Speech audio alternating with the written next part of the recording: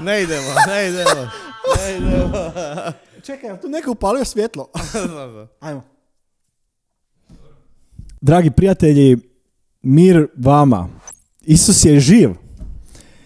I evo, o toj najvećoj istini, o toj najvećoj tajni otkrivenoj čovječanstvu želim vam poželjeti dobrodošlicu u ovu prvu epizodu nečega za šta se nadamo da će postati jedan dugačak niz druženja oko Gospodina, oko njegove riječi, oko uskrsloga, oko svega onoga što on čini po svome svetome duhu u crkvi danas u ovome vremenu.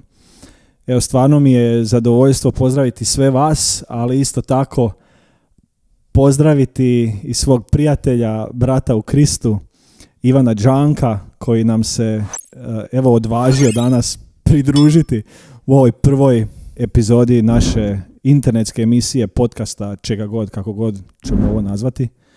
Ivane, dobro nam došao. Kako si?